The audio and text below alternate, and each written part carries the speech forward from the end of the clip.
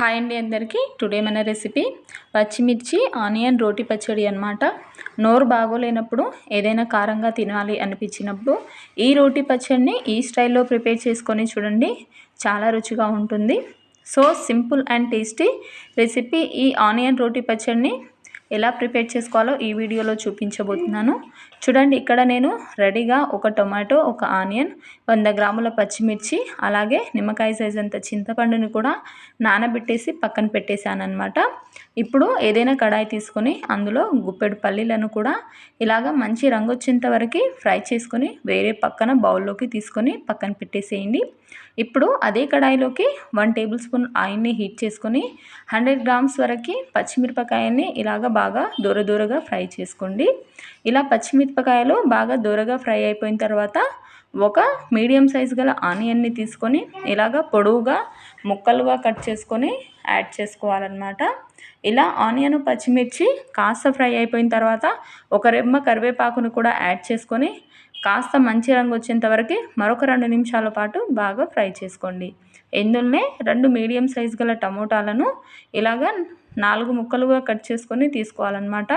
టమాటా బాగా మగ్గిపోయి అందులో ఉన్న వాటర్ అంతా కూడా ఎగిరిపోయేంత వరకు కాస్త మగ్గనివ్వండి. నేను ఇక్కడ 4 మినిట్స్ తర్వాత చూపిస్తున్నాను. 4 మినిట్స్ వరకు బాగా టమాటో అంతా కూడా బాగా మగ్గిపోయినప్పుడు అర చెంచా పసుపుని కూడా యాడ్ చేసుకొని స్టవ్ ఆఫ్ చేసి చల్లారనివ్వండి. ఈలోపు మనం ఒక మిక్సర్ జార్ తీసుకొని ఇందులో ముందుగా వేయించి పెట్టుకున్న పల్లీలను, అలాగే అర చెంచా జీలకర్ర, ఒక 4-5 ఎల్లిపాయ రెక్కలను కూడా యాడ్ చేసుకొని మెత్తని పొడిలాగా గ్రైండ్ చేసుకొని తీసుకోండి. మెత్తగా పొడిలాగా గ్రైండ్ చేసుకొని తీసుకున్న తర్వాత ఇందులోకి మనం ముందుగా ఫ్రై చేసుకుని పెట్టుకున్న పచ్చిమిర్చి ఆనియన్ని కూడా కోర్సుగా గ్రైండ్ చేసుకుని తీసుకోండి. కాస్త కోర్సుగా గ్రైండ్ చేసుకున్న తర్వాత ఇందులోనే ముందుగా నానబెట్టేసి పక్కన పెట్టేసుకున్న చింతపండు రసాన్ని కూడా యాడ్ చేసుకొని మరొకసారి ఇలా మెత్తగా గ్రైండ్ చేసుకొని తీసుకోవాలి. ఇలా మెత్తగా గ్రైండ్ చేసుకున్న తర్వాత నేను ఇక్కడ చిన్నగా కట్ చేసి పెట్టుకున్న ఆనియన్ ముక్కల్ని యాడ్ చేస్తున్నాను.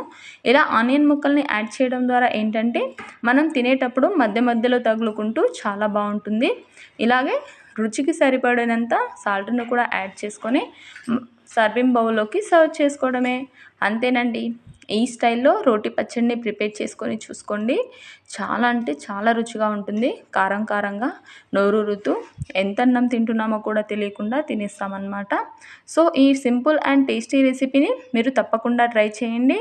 అండ్ మీకు ఎలా కుదిరిందో కమెంట్తో నాతో షేర్ చేసుకోండి. అలాగే మన ఛానల్ని సబ్స్క్రైబ్ చేయండి.